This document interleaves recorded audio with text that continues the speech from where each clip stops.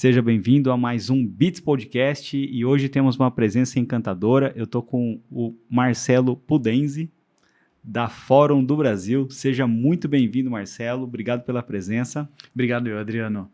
Obrigado pelo convite. É um prazer estar aqui com vocês hoje. Cara, temos uma pergunta clássica no podcast que é: quem é o Marcelo na fila do pão? Se apresenta pra galera. Bacana. Bom, eu sou Marcelo Pudenzi, eu sou cristão, eu sou nascido em Campinas, né? Mas sou casado com a Juliana, ela é nascida em Vinhedo e desde aí já há uns 12 anos que a gente vive em Vinhedo. Sou pai da Catarina e do Nicolas e eu trabalho com tecnologia já há mais de 20 anos, né? Comecei como trainee numa grande empresa multinacional, fui me desenvolvendo lá dentro, até que em determinado momento eu comecei a trilhar uma carreira de gerenciamento de projeto, de liderança de equipes e tudo mais. Cheguei a liderar uma equipe até a América Latina num determinado momento, quando eu recebi então o convite em 2015 para vir trabalhar na Fórum, assumindo como diretor-geral da empresa, né, o Managing Director. Então eu vim em julho de 2015 para a Fórum e desde então estou lá, conduzindo aí a empresa no Brasil. Que legal. Cara, e conta um pouquinho, você nasceu em Campinas e aí você torce pra Ponte Preta ou pro Guarani? Cara, vai dar confusão isso, eu sou corintiano. É corintiano? Boa. E aí você nasceu em que ano, mais ou menos? Eu sou de 81, né? Completei agora 45 anos, né? E eu morei em Campinas a grande parte da minha vida, teve algumas passagens, principalmente por causa de trabalho, em São Paulo, no Rio de Janeiro, bem pequenininho morei nos Estados Unidos uma época, e como eu falei, desde aí 10, 12 anos morando em Vinhedo. Legal. E aí você foi estudar, o que você optou por estudar ali? Quando chegou a época do vestibular, você falou, vou nessa carreira. Essa foi difícil, cara. Eu sabia que... Eu tinha algumas coisas que eu sabia que eu não ia fazer. Eu não ia fazer nenhuma biológicas, medicina, essas coisas. Não é minha praia, sangue, essas coisas. Eu sabia que eu não ia fazer nenhuma das humanas, história. Então eu sabia que eu ia fazer exatas, provavelmente. Só que eu também sou músico, né? Eu toco guitarra desde muito pequeno, violão, guitarra. E eu tinha esse sonho de fazer música, mas eu não sou um músico profissional que lê partitura e etc. Então eu sabia que eu não podia passar também na faculdade de música. Então eu estava muito restrito na parte de exatas, né? Foi quando um dia minha mãe me falou o seguinte: escuta, mas não existe uma tal de engenharia de som? A gente ouve falar engenheiro de som, né? Eventualmente o rapaz está aqui cuidando do som nosso. E eu falei, poxa, existe isso aí, vou pesquisar o que é isso, né? E aí eu descobri que na Unicamp existia dentro do curso de engenharia elétrica um certificado de estudos em engenharia do som. Que legal. E eu achei interessante, falei, poxa, legal. Então eu tinha que fazer engenharia elétrica e tirar um segundo certificado em engenharia de som, né? Então eu segui esse plano e deu certo. Fiz engenharia elétrica na Unicamp, tirei o certificado de estudos em engenharia de som, que não é nada do que a gente estava pensando, que minha mãe estava pensando quando ela me sugeriu, né? Porque a engenharia de som ela é muito mais, ela vai na parte da acústica, na parte... É uma disciplina extremamente complicada, no final das contas, mas foi muito interessante, foi uma coisa muito bacana de unir duas coisas que me interessavam, toda a parte de exatas e engenharia, com a parte de música, de som, né? Então foi bacana isso aí. Que legal. E você toca ainda hoje ou abandonou o hobby? Não abandonei não. Toco também. Teve alguns desvios na vida aí de tentar ser músico mais sério e tudo mais, mas hoje eu toco só como hobby, tenho uma banda de hobby e tal, e a gente toca. E como que é o nome da banda? Fala o arroba dela pra galera seguir. O arroba é @banda Mr. Hit. Mr. Hit? Isso, é uma banda de rock voltado para anos 80, 90. Assim. Toca o quê? Tipo... a gente toca Queen, toca Journey, toca as músicas principais dos anos 80, um pouco de Pearl Jam, muita coisa legal, nacional, cara. Também, Paralamas, Legião, Capital, então a gente toca tudo isso aí. Você sabe que o nome Beats, né, a gente fez uma fusão, né, de duas agências, da Alquat e da Platts, e aí a gente, quando decidiu juntar, falou, vamos fazer uma marca nova, e falar, o que todo mundo aqui, o que a gente gosta em comum? E aí era música. E aí a gente começou, mas a música vai ficar esquisito, né? Certo. E aí começou o brainstorming a partir disso, do que todo mundo gostava em comum. E aí a gente foi pra Beats, que dava ritmo, sim, enfim. Excelente. E aí foi pra essa marca justamente por isso. Bacana. Eu já tentei tocar várias coisas, mas eu sou péssimo em tudo. Eu vim com o metrônomo quebrado, né? Não tenho ritmo nenhum. É difícil, cara. Entendi. E aí o João toca guitarra, que estava aqui na sala com a gente, o Richard toca instrumento de sopro, então a galera gosta de música aqui. Que bom, bacana. Eu acho estranho quem não gosta. Não, pois é. Tem gente que, música me incomoda. Cara, como acho assim? difícil, né? Não, pra mim música é uma parte muito importante da minha vida, rádio o tempo todo ligado, ouvindo música, Spotify, o que quer que seja. E sempre foi, desde criança, assim, eu venho de uma família de músicos. O meu avô tocava violino no cinema mudo. Caramba. Pra quem não sabe, o cinema era mudo antigamente, não tinha som, não tinha fala, não tinha nada, né? Então, pra não ficar aquele negócio chato, você só vendo a tela se mexendo, tinha um pianista e um violinista, e meu avô tocava violino para fazer uma trilha sonora pro filme. Que legal, velho. E aí depois todos os meus tios, meu pai, tocam, e aí foi passando. O bichinho da música vai passando aí. Vai passando. Cara, o que você acha da música com IA? Engraçado, eu tava falando com a minha filha sobre isso ontem. Eu ainda não tenho uma opinião formada sobre se isso pode ser considerado arte, porque vai para uma coisa muito filosófica de o que é arte, né? Por outro lado, e aí é uma coisa muito recorrente de IA como um todo, né? Eu não acredito numa IA que funciona ela sozinha, sem uma intervenção humana, sem o ser humano revisando, dando a ordem inicial, né? Enfim, gerenciando aquela IA. Então, nesse sentido, eu vejo até com bons olhos isso. Se você tem alguém que está realmente usando a IA para criar música, né? Como um acelerador.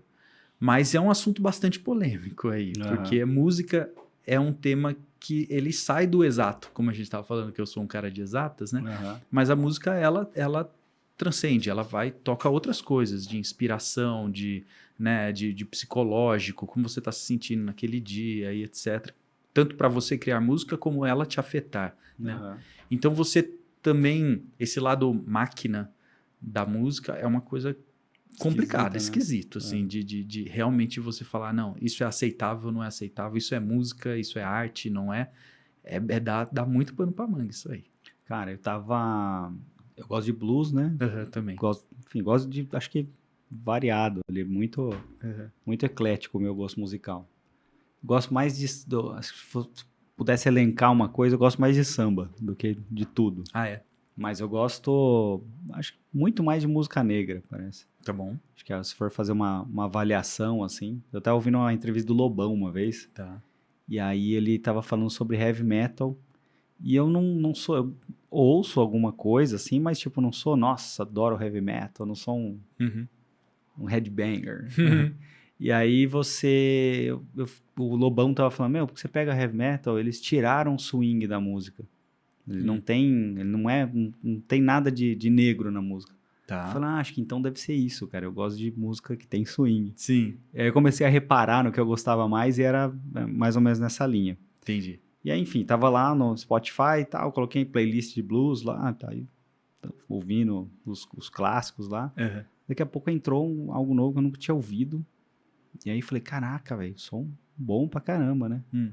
E aí peguei, olhei na thumb, assim, do Spotify e era uma mulher muito bonita. Falei, cara, isso aqui não é possível. E era loira ainda. Isso aqui tá esquisito. Aí fui ver, cara, procurar, tipo, se existia mais. Aí, enfim, tinha mais músicas dela, coloquei as outras músicas, percebi que ele mudava a métrica, mudava, enfim, um pouco a harmonia e tal, mas era a mesma letra. Falei, cara, que esquisito isso aqui. Passei para uma outra música, era mesmo, tipo, o mesmo sistema e tal, aí já era outra letra. E aí eu olhei, tipo, tinha, sei lá, vários lançamentos, assim, no mesmo ano, tipo 2025. E aí fui atrás e tal, olhei, cara, era IA. Falei, não acredito que isso aqui é IA, velho. Tipo, é a melhor coisa que eu ouvi. Não é de verdade, né? Vamos dizer assim. Nos últimos tempos e não é de verdade. Outro dia eu vi um cara falando também sobre isso, que ele tava num restaurante e ele começou a perceber que a trilha sonora que tava tocando música de fundo no restaurante era totalmente IA, né? Só que ele falou assim que ele ficou muito incomodado, um músico falando isso, que ele ficou muito incomodado porque aquilo não incomodava ninguém percebeu. Tava todo mundo jantando ali no restaurante, tranquilo, porque o papel daquela música é ser um fundo, Uhum. Então, no final das contas, para aquelas pessoas que estão ali, elas não foram para consumir a música, elas foram para consumir comida. Uhum. A música é só um barulhinho de fundo. Então, aí começam essas discussões, entendeu? Será que tem algum problema ser uma música de A que vai ficar tocando no fundo de um restaurante a hora que você não está prestando atenção na música, né? Não sei. Eu acho esquisito pensar em ir num show dessa moça, que não existe. Então. Né? Mas virou um hit, chama Inlay Blue, a cantora lá. Uhum. E virou um hit, um monte de gente no YouTube, meio que regravando versões e tal. Tá. Então meio que lançou um hit e acho que dá pra galera depois fazer música orgânica cantando, né, sobre. Sim.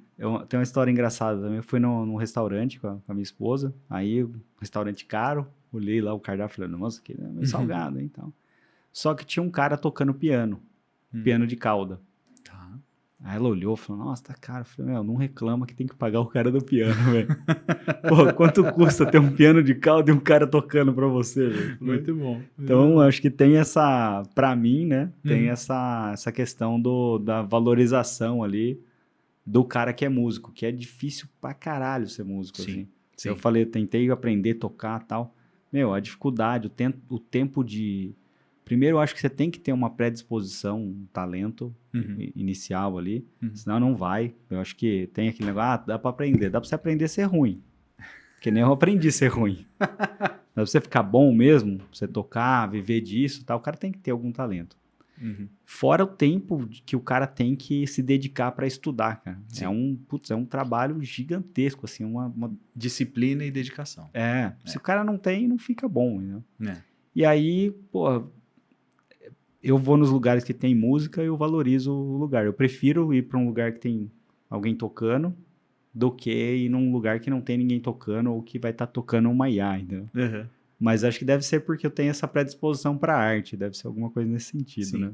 Acho que depende do ambiente. Tem aquele famoso tecladista de churrascaria que o pessoal fala, né? Que é aquilo que eu tava falando. Ninguém foi lá para ver ele, infelizmente, né? E eu já fui esse cara, não de teclado, mas já toquei muito em restaurante, em barzinho, em que você acaba a música, não tem um aplauso, não tem nada, porque não é o propósito. Né?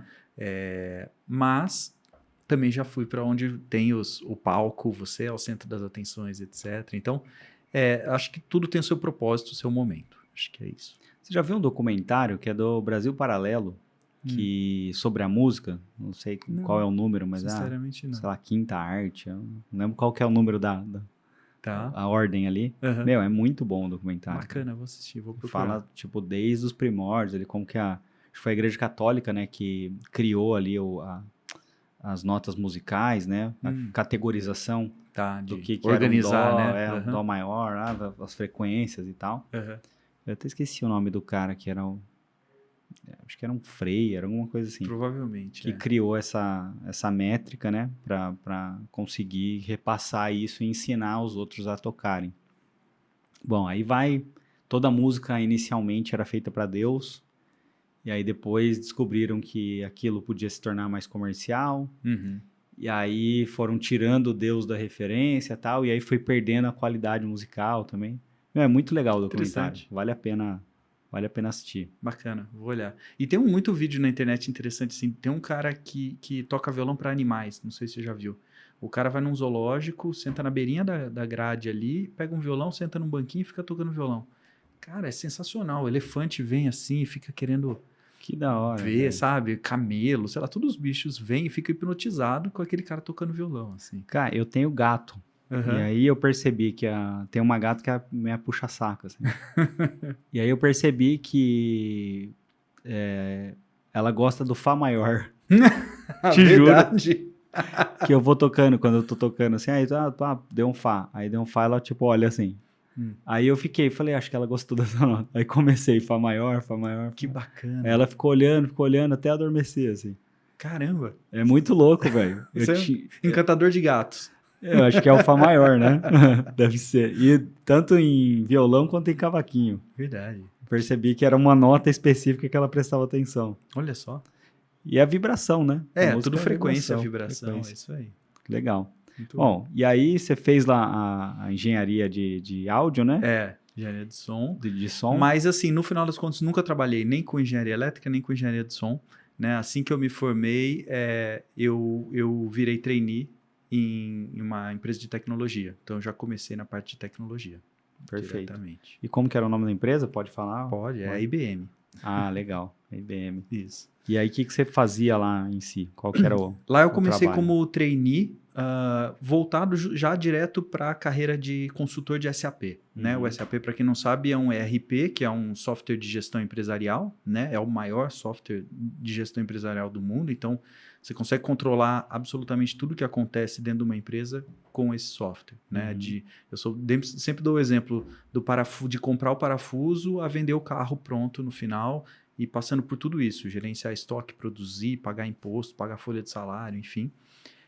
Então, eu comecei como trainee nessa área, de me especializar em uma das áreas desse software, que é um software super gigante e complexo, sobre como fazer ele funcionar nas empresas. Legal. E a SAP é da Alemanha, é Aus Deutsch. A SAP é alemã. Isso. Legal. De onde que é? Você já foi para lá, visitou? Não, nunca fui. Agora você me pegou, esqueci o nome da cidade. Eu também não faço ideia.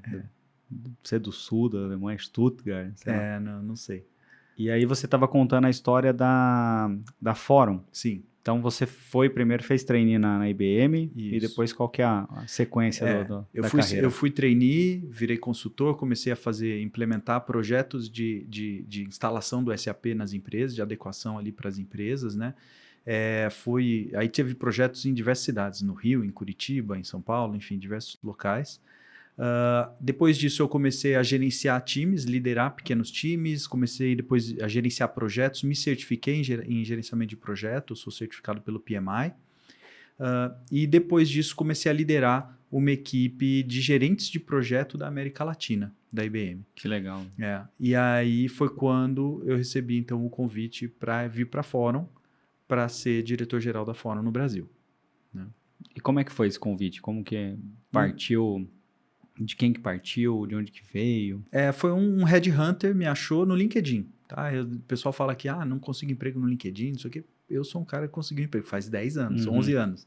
Mas foi pelo LinkedIn, um headhunter me encontrou. Aí eu entrei no processo seletivo, né? E fui contratado. E a Fórum já estava no Brasil? Como é que começou, assim? Tá, boa. A Fórum ela é uma consultoria SAP austríaca, né? A sede dela é em Viena, na Áustria. Tem uma outra filial em Stuttgart, você estava falando de Stuttgart na Alemanha, tem uma outra empresa em Stuttgart. Por isso que eu acho que a SAP acho que é de lá, não tenho tanta certeza. Entendi. E aí a Fórum veio para o Brasil em 2009, né, há 17 anos, para apoiar empresas, inicialmente as empresas alemãs, multinacionais, a trazer o SAP delas que funciona lá fora para fazer ele funcionar aqui no Brasil, com toda a complexidade que o Brasil tem de nota fiscal, de impostos e leis novas todo dia e esse tipo de coisa, né? Acabei de olhar aqui, a sede mundial da SAP é em Walldorf. Em Baden-Württemberg, na Alemanha. Então não é no sul da Alemanha, mas não é em Stuttgart. Não é em Stuttgart. Então é isso, a Fórum ela veio para o Brasil com essa missão por causa de um primeiro cliente, né, de construir essa ponte entre o Brasil e a Alemanha, né, fazer o SAP internacional, global de uma empresa funcionar aqui no Brasil sem parar o global também, mas respeitando tudo que tem que ser respeitado aqui no Brasil, né? Então, isso foi lá em 2009, né? De lá para cá, primeiro que essa estratégia deu muito certo, porque a Fórum fez mais de 50 projetos desse tipo já, de trazer esse SAP para as empresas para funcionar aqui. E logo depois que ele entra no ar para funcionar, o que acontece é que alguém precisa continuar monitorando aquilo, porque amanhã tem uma nova lei. A gente está falando agora de uma reforma tributária, que é um assunto, né, super grande e super importante, que a gente precisa, ele impacta o SAP. Então a gente precisa ajustar. No ano passado a gente apoiou mais de 35 empresas nessa implementação da reforma tributária dentro do SAP, né? Então tem essa continuidade, não é coloca lá o sistema para funcionar, vira as costas e vai embora, né? A gente realmente mantém um relacionamento de longo prazo com os clientes para continuar mantendo o SAP funcionando aqui no Brasil. Legal. E aí você entrou na Fórum com qual missão, assim? Qual foi o primeiro cargo? Como é que foi? Eu vim direto para ser o diretor-geral, tinha um par meu na época já também, então a gente dirigiu a empresa naquele início, né? O objetivo era estruturar uma empresa que estava começando, assim, eu fui funcionário 20, acho, da empresa. Esse ano passado a gente chegou a mais de 100, então, assim, era realmente estruturar a empresa para que ela pudesse crescer, né? Através de processos de organização de time e tudo mais, e também viabilizar justamente o crescimento comercial, né? Vendas. E qual que foi o primeiro desafio da Fórum no Brasil? Era, enfim, conquistar cliente ou já tinha ali uma base de multinacional alemã que já dava um start legal? Como que foi esse início da Fórum em si? Eu acho que o grande desafio era justamente fazer o global, fazer o internacional e entender que o Brasil é diferente. Uhum. Esse é um desafio até hoje, na verdade. Uhum. Tá? Porque eles falam assim, mas isso funciona aqui. Funciona já aqui. Por que aí não vai funcionar? Porque aqui é diferente. Né? Então, eu vejo claramente esse como o maior desafio nosso, é sempre essa explicação tem um aspecto cultural, tem um aspecto técnico em si, tributário, etc. Então, como explicar isso para uma empresa internacional que aqui o Brasil é diferente, né? Esse é o principal desafio. De começar que lá eles já bebem cerveja quente, né? Já tem esse ponto. Exato. Legal. E aí, essa primeira fase de conquista de clientes, qual que foi a estratégia? O que vocês fizeram ali? Legal, isso é interessante, porque eu falo assim, os primeiros 10 anos da Fórum no Brasil, a gente não tinha vendedor no Brasil. Então, assim, todo projeto, todo cliente surgia na Europa, né, numa estratégia que era assim, você usa SAP e você tem uma fábrica no Brasil, vem comigo que eu vou fazer esse sistema funcionar no Brasil. Basicamente era isso, falando a grosso modo. Então, a gente herdava esses projetos que eram vendidos lá na Europa, né? Só que aí veio a pandemia. Né? E na pandemia, você teve um congelamento dos projetos internacionais. Imagina, as pessoas não sabiam. Não tinha... que ia acontecer. Exato. Ninguém tinha segurança no futuro, então para que vai investir no Brasil lá e colocar o software lá e etc. Né? Então, aí foi quando a gente passou a mudar de estratégia. A gente nunca abandonou a estratégia original, a gente continua tendo muitos clientes internacionais, não só alemães. Mas foi quando eu olhei para o Brasil e falei, poxa, a gente realmente precisa ter uma estratégia local. Né, de direcionamento local. E como a gente já tinha serviços e produtos e soluções que atendiam o Brasil, então foi mais um redirecionamento de go-to-market, de marketing mesmo, do que realmente ter que reinventar a empresa. A empresa estava pronta para atender o Brasil, era só um redirecionar o foco. Entendeu? Legal. E qual que é a porcentagem de dificuldade de atender um país europeu ou, enfim, outro país, lá que já tinha os IVA bem sedimentado e tal, e atender o Brasil com o manicômio tributário que é? O Brasil é infinitamente mais difícil, né? Quando a gente fala desses projetos de SAP, a gente usa o termo do template global, né? Quer dizer, o SAP global do cliente é um padrão, é um template, que ele quer, na medida do possível, implantar aqui no Brasil. E o que eu sempre falo para esses clientes é que assim, o seu template global nunca mais será o mesmo depois do Brasil, porque a gente vai ter que mudar coisas, né? Tem coisas que são muito específicas, tem coisas que eles não conseguem entender mesmo a gente explicando 10, 20 vezes. Então, assim, o Brasil é muito mais complexo, sem dúvida, e a cereja em cima do bolo é que não basta ser complexo, ele fica mudando o tempo todo. Né? Então, tem algumas métricas que falam isso. Quando você pega na média, é uma média de 40 novas leis por dia. Você fala, caramba, como que é possível isso? Né? 40 novas regras tributárias todo dia. Então, quem que consegue sobreviver num negócio desse? Então, a gente realmente tem esse trabalho, esse cuidado de fazer isso funcionar dentro do SAP para os nossos clientes. Legal. E você acha que a reforma tributária, positivo ou negativo? Como que você avalia? Longo prazo positiva, né? Porque ela realmente reposiciona o Brasil para um padrão mais global dos IVAs, como você estava falando, né? Então, eu acho que vai melhorar, sim. Eu sou um cara positivo, eu acredito na melhora que a reforma tributária vai trazer quando ela estiver totalmente implementada. Mas o que eu sempre falo para os nossos clientes é que antes de melhorar, vai piorar. Então, assim, hoje a gente tem lá 5 principais impostos em vigor, no futuro vai ter 2 principais impostos em vigor. Então, legal, vai reduzir por mais de 50%. Só que no meio do caminho a gente vai chegar a ter 7 ou 8. Então, como eu digo, vai piorar antes de melhorar. Mas, de fato, eu sou positivo aí, eu sou otimista com a reforma. Cara, explica para mim, como que a gente tem 5 e vai ter 7 ou 8? Qual que é a diferença dessa migração aí? Porque na verdade, assim, os 5 eles serão substituídos pelos outros 2, né? Uhum. Só que o Brasil decidiu não fazer um corte seco e falar assim, ó, a partir de hoje morreram os outros 5 e começam os outros 2, né? A gente começou a viver uma transição em que os outros 2 começaram a valer a partir desse ano, ainda em período de teste, mas você não eliminou nenhum imposto e já adicionou os 2. Então, a gente já tem 7 nesse momento, né? E aí, a gente vai conviver com essa transição aí até 2032, né? Começa a ter alguma redução, então, já no ano que vem, um dos impostos vai acabar, que é o PIS e COFINS, vai acabar. Então, começa a ter essa transição. Tá? Mas você acha que isso aumentou a carga tributária ou o IVA no final do dia ali? Isso vai aumentar a carga tributária ou não? Ou é impossível de calcular? Ainda não tem todas as definições, né, de alíquota exata, quais vão ser as alíquotas, né, mas o que se fala hoje é de uma alíquota em torno ali de 26 a 28%, 26 a 27,5%, alguma coisa assim, total no final da reforma tributária, né? Quando você olha para indústrias, hoje, muita indústria hoje paga mais do que isso, paga 35% de imposto, por exemplo, quando você soma tudo, né? Então, a princípio, você estaria falando uma redução. O setor de serviços, que é o nosso setor, é ao contrário, né? Porque hoje você tem um ISS mais o PIS e COFINS. No caso da Fórum, por exemplo, a gente está falando ali algo perto de 12% de impostos. Vai subir para 26%, 27%. Entendeu? Então, aí tem um aumento. A prerrogativa do governo, a promessa do governo é que na economia como um todo não haverá aumento de carga tributária. Tá.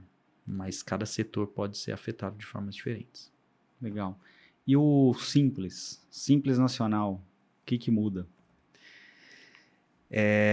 Essa é uma boa pergunta. Também ainda não está tudo 100% esclarecido, porque o Simples, ele normalmente consolida ali os impostos de uma forma mais simples, né? Justamente esse é o termo, né?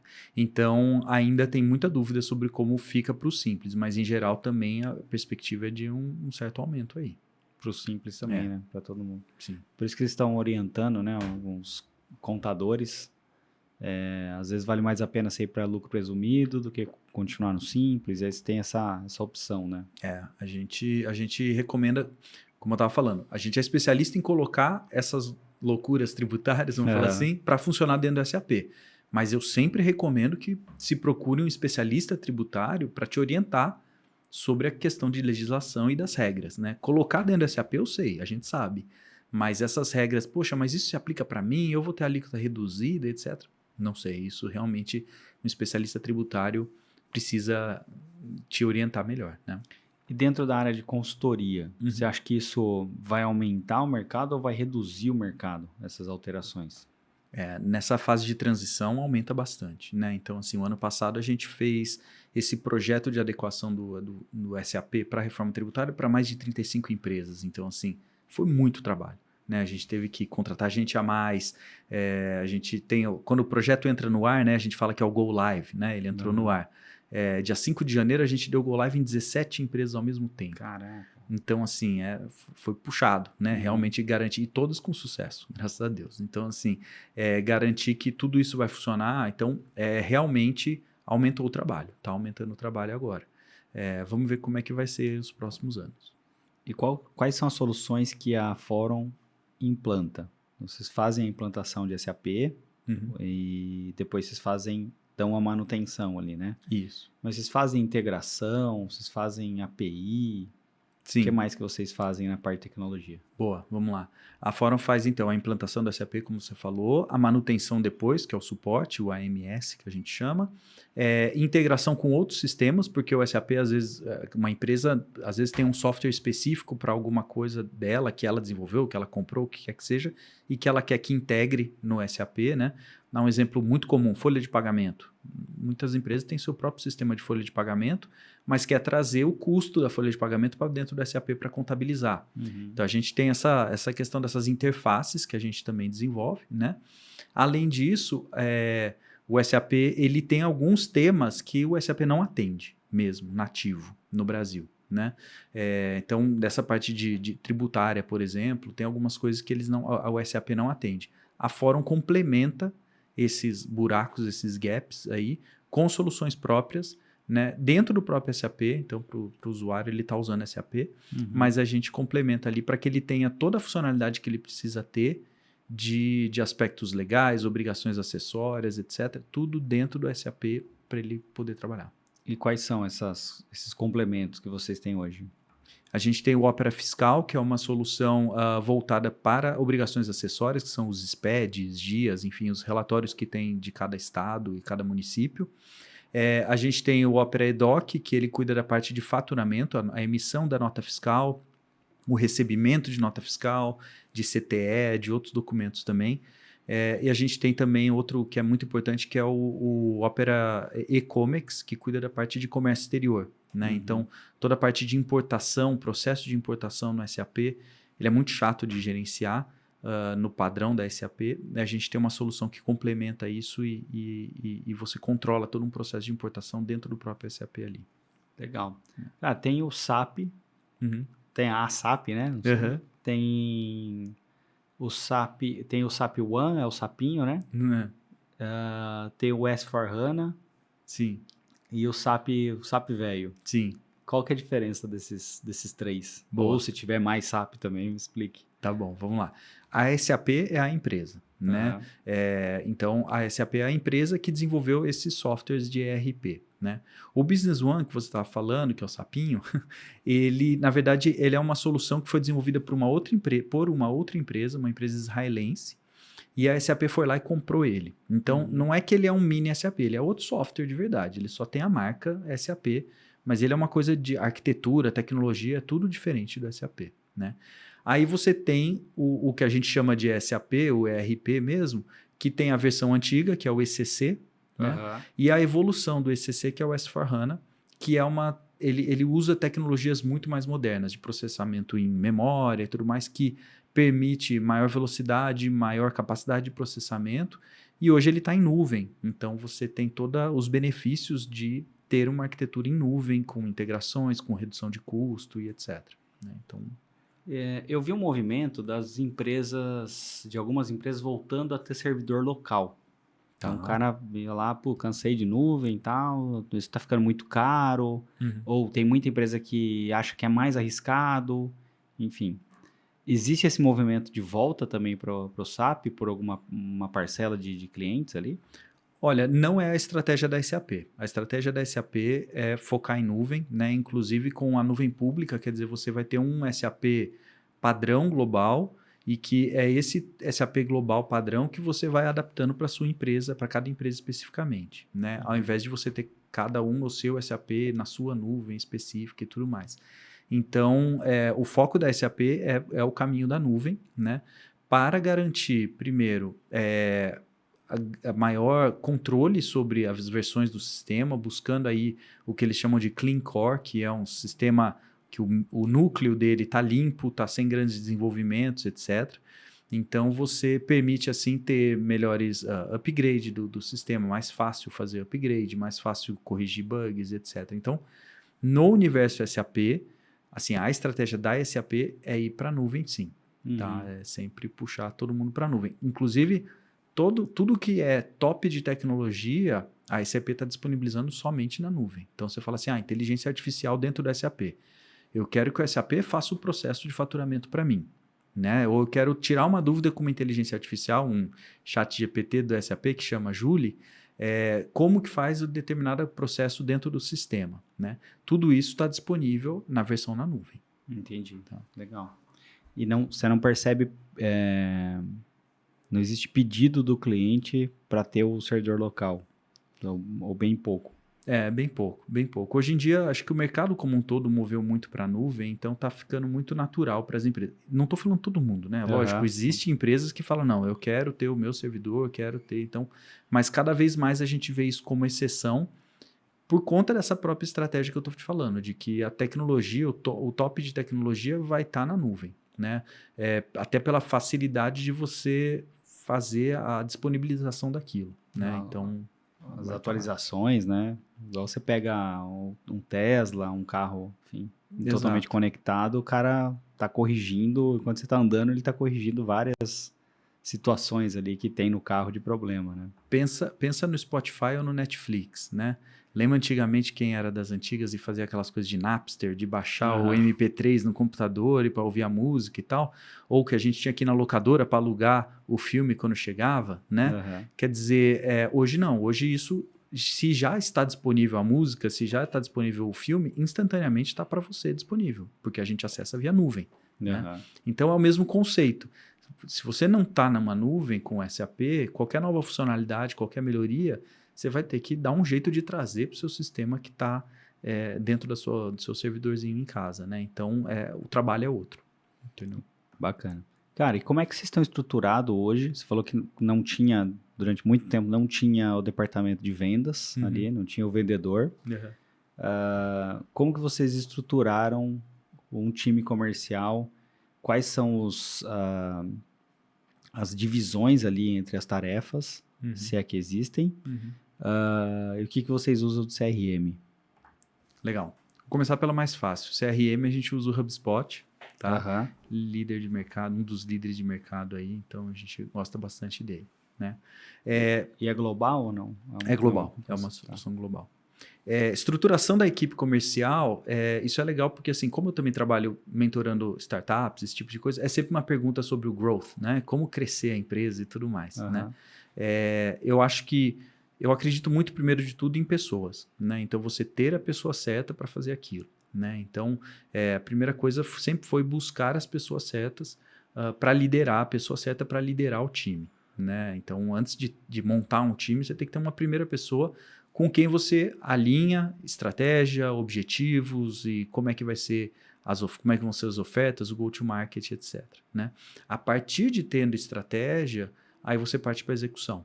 Né? Então, eu costumo dizer que assim, o problema, a maior parte das empresas não tem problema de estratégia. A maior parte das empresas tem problema de execução. Tá? Porque a estratégia hoje, até o ChatGPT faz para você. Monta para mim uma estratégia de go-to-market XYZ e ele vai montar. Bacana. E você refina e etc. Mas o lance é a execução. Né? O foco tem que estar na execução.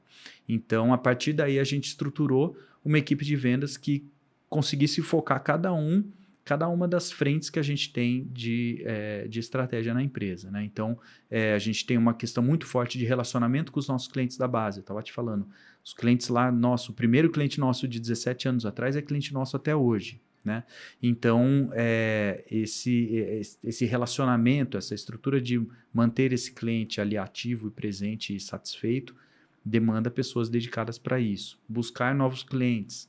Também você estrutura toda uma estratégia de inbound, de outbound, de SDR para trazer novos clientes para a empresa. Né? A gente tem uma pessoa dedicada para os projetos internacionais. Lembra que eu falei que antes eu não tinha nem isso, né? A gente herdava os projetos lá de fora.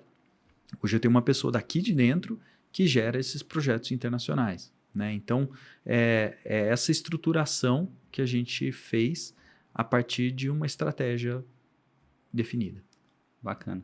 Então, vocês estão focados ali, basicamente, existe uma parte para novos negócios e existe uma parte para expansão. Exato. Dentro de expansão, você tem o nacional e o internacional. E para novos negócios, você tem um SDR e vendedores técnicos. Isso. Basicamente, essa estrutura. Isso. Uma equipe de arquitetura de soluções, né? E a equipe de marketing trabalhando. Legal.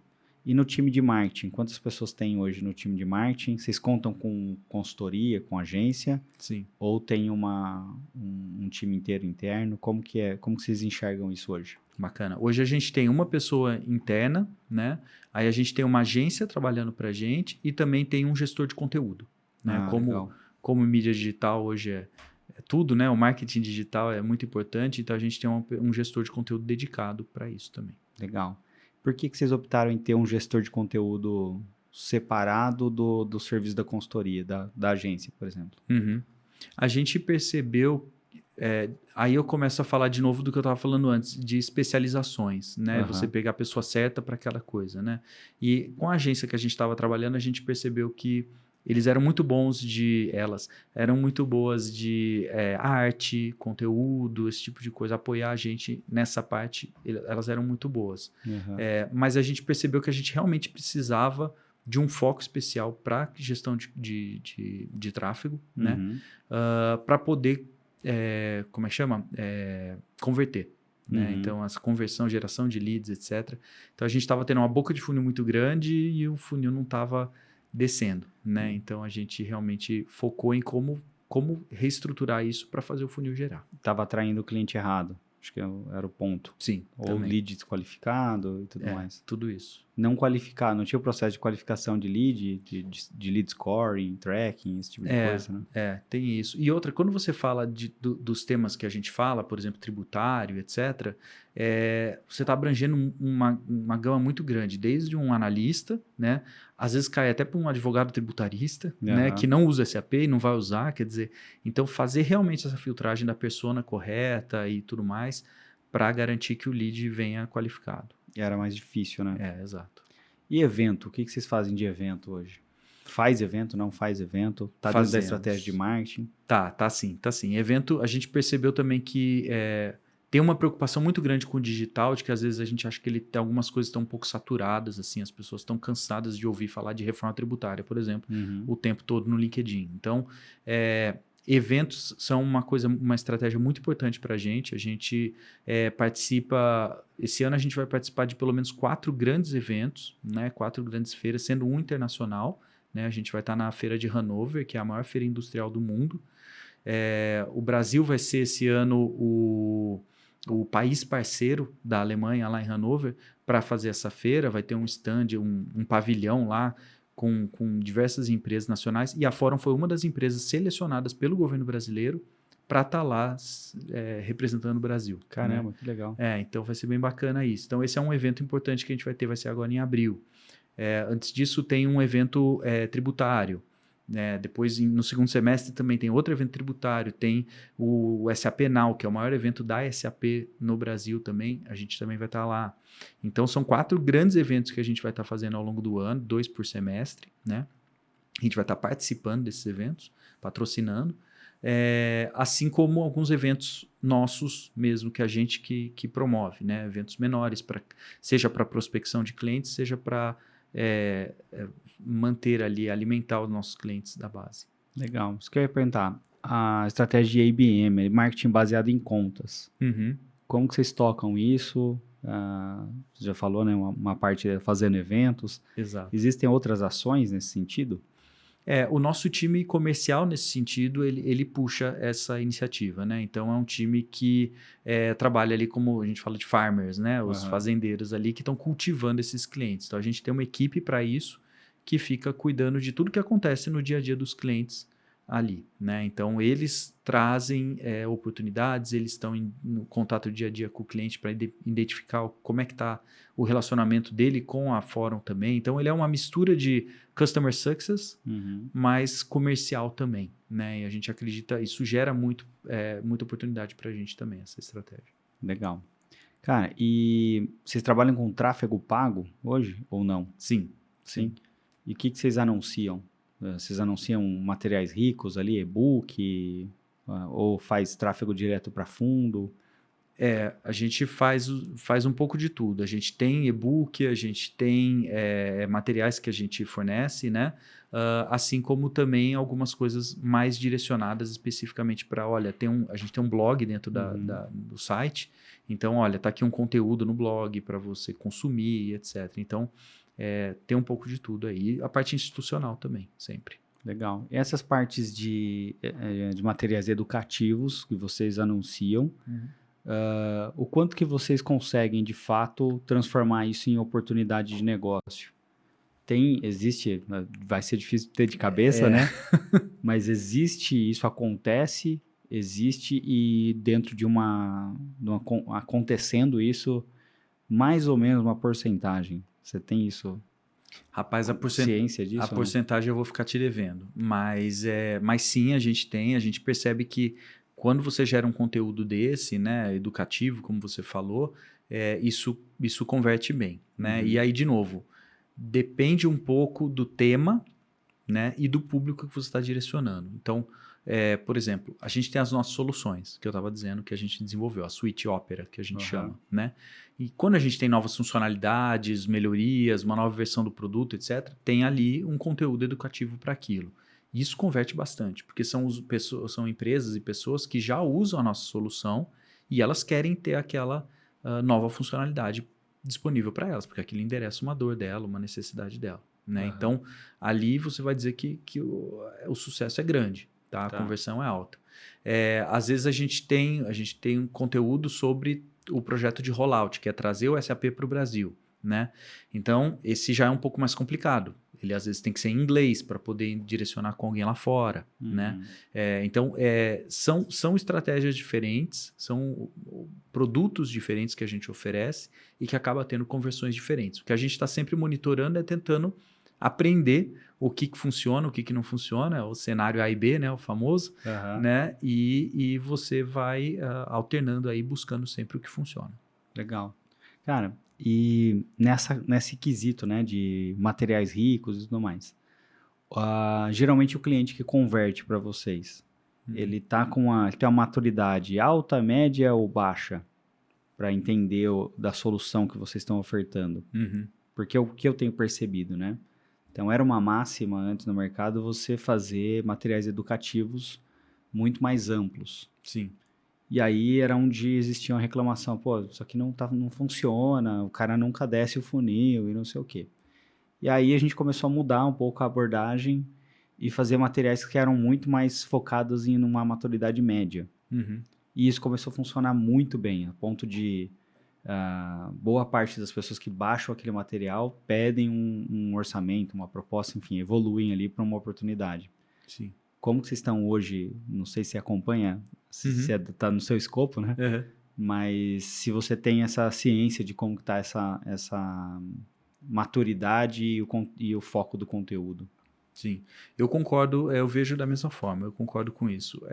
Quanto mais maduro, você falou de nível médio, né? Eu digo até de médio a alto, de profundidade, é o que as pessoas estão procurando. Assim, as pessoas realmente, o generalista, aquela coisa, só quero saber mais ou menos como é que é a reforma tributária, não precisa. Tá? De novo, tem o ChatGPT que resolve isso hoje em dia, tem qualquer site, etc., que você consome e rapidinho você resolve isso. As pessoas realmente estão buscando a dor específica, né? Como você me resolve aquela dor específica, aquele tema específico. Então, é sempre o quanto a gente mede de até que ponto eu vou, porque daqui a pouco eu dei a solução completa, né? Mas ainda tem que implementar, enfim. Mas eu concordo com essa sua visão, que é realmente uma profundidade já mais média para alta, assim, é realmente buscar profundidade, qualidade de conteúdo. Né? Bacana. Na parte de Google, vocês anunciam as palavras-chave ali mais de topo, mais de fundo ou mais de meio? E o que tem funcionado mais? Olha, eu não sei de cabeça todas as palavras que a gente anuncia, né? Mas tem um pouco de tudo. Tem bem as de topo, que são mais pensando em institucional. Então, assim, SAP, Brasil, tal, não sei o que, vai estar lá, né? Mas aí vem de acordo também com as estratégias. Então, se a gente está com um foco, por exemplo, eu estou falando da feira de Hannover aí, que eu falei que é uma coisa super relevante. Vai acontecer agora em abril. Então, certamente agora a gente está focando em algumas coisas mais de meio de funil para baixo, para realmente pegar as coisas mais qualificadas. Né? Então, legal. Depende um pouco da estratégia. A gente tenta ter uma estratégia perene, vamos dizer assim, permanente, mas também alguns focos, algumas campanhas, né, que a gente chama, trimestrais, o que quer que seja, para poder ter um certo foco maior. Legal. A parte de SEO. SEO e GEO. O que vocês têm feito hoje? O que tem funcionado para vocês? Vocês têm citações? Tem medido, né, as citações ali na parte de referências de IA? Como que está esse trabalho? Você usou a palavra mágica aí de novo, né? IA. IA parece que é palavra mágica para tudo agora. Mas a verdade é que cada vez mais, quer dizer, antigamente a gente trabalhava SEO para Google, né? Específico para Google, e todo mundo aprendeu qual que era o algoritmo do Google, como é que eram as palavras-chave e tudo mais, e você fazia esse SEO do SAP pensando no Google e estava tudo certo, né? Hoje IA ela trabalha de outra forma, né? O SEO para o site, pensando em citações de IA e etc., ele tem que ser reestudado, e a cada nova versão de Gemini, de GPT e etc. que sai, alguma coisa mudou e talvez a estratégia que você tinha ontem hoje já não é mais relevante. Então, o que a gente vê é realmente um trabalho contínuo mesmo, inclusive usando IA para te viabilizar a ter um SEO relevante aí. Eu acho que hoje em dia tem gente que fala, não, eu não uso IA. Cara, assim, é bem difícil, né? A maioria usa e acho que se você não está usando, você está perdendo velocidade, né? Sim. Eu acho que você não pode perder a originalidade. Esse é o ponto. E quando você perde a originalidade, você perde até o ranqueamento pela IA. Que a IA sabe que foi ela que escreveu. Ou sabe que foi ela que construiu. Ela fala, isso aqui não é original. Sim. E ela sabe que as respostas originais são as que dão mais relevância para a própria ferramenta. Então, é isso que o próprio Google faz. Ele vai lá avaliar 1000 textos que são semelhantes. Geralmente, ele vai lá e começa a ofertar um texto que é mais diferente. Um conteúdo que é mais diferente ali no ranking. E ele percebe que as pessoas clicam mais no conteúdo que é diferente. Quando as pessoas clicam mais no conteúdo que é diferente, o próprio Google, o ranking do Google vai subindo aquela... Sim. Então, não adianta não usar IA, porque você perde velocidade, mas tem que ter um ser humano ali do lado, analisando, vendo se aquilo ali faz sentido, não faz sentido. Eu acho que a melhor definição do que a IA para as empresas, acho que foi a Microsoft que deu com o Copilot. Que é aquilo, você é um copiloto. Exato. Então, você tem que usar dessa forma. Se usar dessa forma, você vai ser bem sucedido. Se não usar, não serás bem sucedido, né? Eu concordo com você, assim, antes as pessoas se preocupam muito se a IA vai substituir os empregos das pessoas, etc, né? Até acredito que vai, assim como toda tecnologia, né? O carro veio e substituiu o motorista de charrete, né? O condutor de charrete. E é assim, cada tecnologia vem e substitui alguma coisa que ficou para trás, né? Mas eu acho que antes de ser substituído pela IA, a gente vai ser substituído por quem sabe usar a IA. Né? Então, essa deveria ser a maior preocupação nesse momento. Como eu me mantenho relevante como empresa, como profissional, né? Como executivo, no meu caso, usando todas as ferramentas que estão disponíveis. Então, ter preconceito e falar, não vou usar a IA porque todo mundo usa ou porque ele gera algo artificial, etc., não acho que é isso que vai te diferenciar como fator competitivo. Ao contrário. Eu acho que você vai ser um dos que não estão usando da melhor forma possível, sendo que alguém está. Né? Então... Eu frequentemente faço alguns conteúdos, né, para minha própria rede social. E aí, tinha feito um curso e o cara, não, porque você faz tudo pela IA, aí você joga aqui, ela gera o roteiro e não sei o quê. Tá, aí, o prompt, beleza. Aí, usei uma parte, na hora que eu vi o resultado, falei, não faz sentido. Exato. Porque você vê ali, não tem originalidade nenhuma. E aí você vê a galera do curso, todo mundo faz igualzinho, né? E aí você não tem a sua zona de potência ali, né? No que você é bom? Como é que você consegue mostrar isso? Então, eu uso para estruturar as ideias, eu uso bastante com brainstorming. Isso. Então, eu vou conversando ali, eu passo o dia inteiro ali conversando. E aí você vai afinando, refinando, falar se for isso, se for aquilo, até chegar em algo que é um modelo que é original, que é um modelo que faz sentido e que você já esgotou boa parte das ideias iniciais que chegaram ali. Então, para isso, eu acho que é fantástico, assim. É como se você pudesse, você está esperando no dentista, ao invés de você estar na rede social, você está refinando alguma coisa com alguém ali pensando junto com você, né? Então, acho que copiloto, né? É o copiloto, ali, dirigindo junto com você, né? Alguém que tá no boxe, no boxe, né? Na luta, você fala do sparring partner, né? O cara que tá do seu lado ali treinando uma lutinha com você. Não é para valer, mas tá treinando mais forte, né? É meio que esse o sentido, né? A IA, a gente tem que usar dessa forma, jogar as nossas ideias, ou como você falou, brainstorm, às vezes coletar algumas ideias que estão ali de mercado e etc., e ir trabalhando, refinando, indo e voltando, indo e voltando. Eu tive um tempo atrás que eu perguntei para o ChatGPT sobre o Lovable. Não sei se você conhece o site Lovable, né? Que cria sites e programas, etc. E aí eu falei para ele, no que o Lovable é melhor que você e como eu posso trabalhar numa forma de tirar o melhor de vocês dois, né? E otimizar o meu trabalho, né? E aí o ChatGPT deu uma super ideia bacana. Ele falou, olha, o Lovable é ótimo para isso, só que gera crédito, você consome créditos para gerar os programas que você vai gerar. Então, você gerou um programa, você, não gostei disso, muda a cor, muda a célula, não sei o quê, vai consumir um crédito para reprocessar aquilo. Então, começa a ficar caro a brincadeira, né? Então, o próprio GPT falou, olha, gera o código lá, traz o código para mim, eu e você, a gente vai discutir o que você quer refinar, no final você sobe lá de volta e tá pronto, né? Então, pô, super legal, né? Então, e funciona, isso funciona muito bem, né? Então, usar, isso, eu tô falando de duas, hein? Duas IAs ao mesmo tempo, né? Então, realmente, você usar as fortalezas, eu volto lá no que eu tava falando das pessoas também, usar a especialidade de uma pessoa, usar a fortaleza de uma pessoa, da mesma forma, olha para a IA da mesma forma. Usa o que cada IA é especialista, mas sempre com o nosso toque, com a nossa gestão, senão a gente é só passageiro.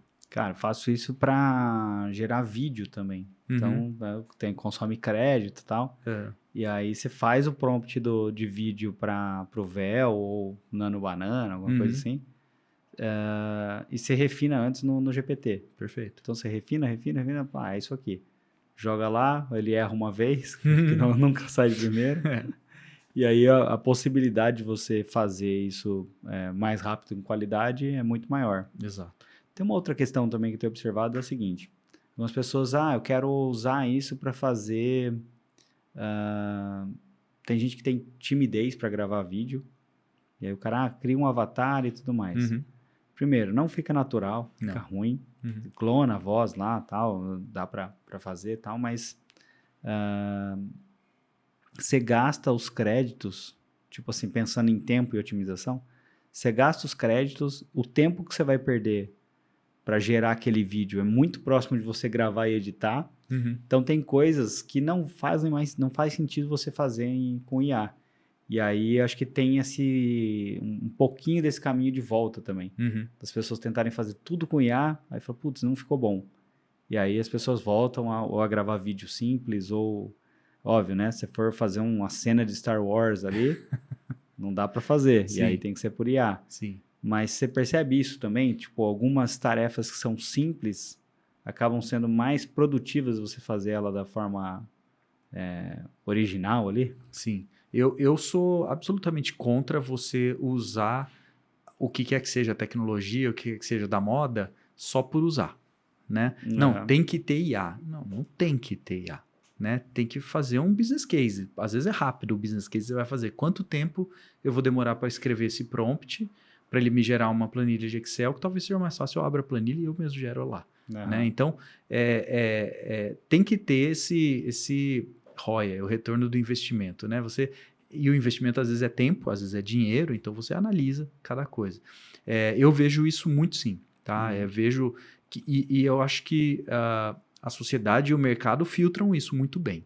Tá? Então, assim, criei uma solução para apertar mudo no microfone cada hora que alguém fica quieto. Cara, quanto você cobra para essa solução? R$1.000 por mês. Desculpa, eu mesmo vou apertar o botão aqui no mudo. Né? Entendeu? Então, assim, a própria sociedade e o mercado filtram esse tipo de coisa só porque é a palavra da moda, não acho que tem que ser usado, não. Tem uma outra percepção que eu tive, a gente teve a explosão das startups ali, né? Naquela época de crédito baixo, enfim, os juros não estavam alto, compensava muito a galera que tinha grana para investir em 100 para uma virar e dessa uma recuperar o investimento. Sim. E aí, cara, criou acho que tudo aquilo que se coloca muita grana, cria-se ali anomalias, né? Então, você via que tinha gente que vivia de criar startup. Sim. É E o serial founder. Exato. Se em vez de serial killer, é o serial founder. Né? Exato, Cara, tem um cara no mercado, ficou muito grande no mercado, que foi isso, né? O cara criou uma, vendeu, criou outra, nenhuma delas deram certo e depois agora ele tá ensinando os outros, mas tudo bem. Sabe o que eu tô falando. E aí, com dinheiro fácil, dinheiro barato, né? Com custo barato, a galera começou a investir muito em startup. E aí, nasceu ali talvez um modismo de muita especialização. E aí você tinha a startup, por exemplo, teve uma startup há muito tempo no mercado que eles faziam só conteúdo de blog, por exemplo. Aí, enfim, tinha uma outra que era só rede social, uma outra que era só da apertar mudo no microfone.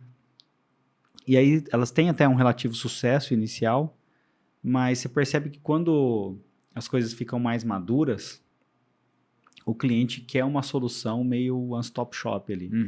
Que ele quer falar com uma pessoa que vai entender de forma geral e vai fazer com que aquilo ali funcione. Funciona assim para vocês também ou não? Funciona. Eu brinco muito isso, assim, que eu falo para os clientes, que os clientes eles querem ter um pescoço para apertar. E normalmente é o meu, né? Então, é mais ou menos nessa linha. Eu sou fã de startup. Eu acho que o conceito de startup é muito legal. Trabalho mentorando startups. Então, assim, eu acho que o conceito de você ter uma ideia nova e um espaço controlado onde você consegue inovar e experimentar ali e fazer iterações, e se tiver que pivotar e largar tudo e virar para o outro lado, vamos lá, coragem, né? Então, eu acho tudo isso fantástico. Isso é impossível numa empresa, sei lá, estava falando da IBM lá atrás, né? Por exemplo, impossível. Né? Transatlântico. Um transatlântico, você não vira ele assim, né? Então, o barquinho é mais fácil de virar. Então, isso eu acho sensacional mesmo, essa agilidade, a busca por inovação, a coragem, né? E a disciplina que a gente estava falando. Mas, de novo, eu acho que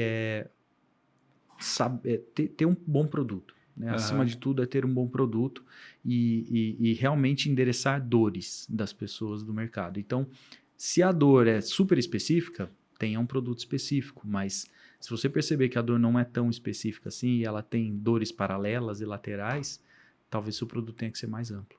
Legal. Cara, eu queria agradecer, velho, sua participação. Foi um prazer te receber aqui. Você é muito gente boa.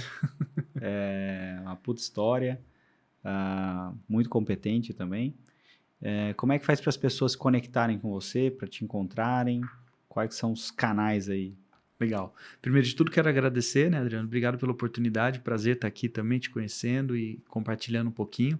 Né, eu costumo dizer que quando a gente compartilha, a gente não está dividindo nada, a gente está multiplicando. Né? Então, eu gosto dessa oportunidade, agradeço a oportunidade de multiplicar mais um pouquinho e aprender também coisas aqui. Né? Bom, quiser me procurar, eu estou no LinkedIn, Marcelo Pudenzi, eu sou um cara que responde LinkedIn, tá? Não vai ficar lá largado as coisas. Né? Ou no site da Fórum, né? Através da Fórum, então é fórum com PH, né? pho.com.br. Né? E então, através desses dois canais aí, certamente vão acabar me achando. Perfeito. Muito obrigado mais uma vez e vou aproveitar a audiência. Segue a gente aqui, se inscreve, segue a Bits também nos outros canais. A gente está com o Bits.digital e me segue também. Eu sou o Adriano Klump.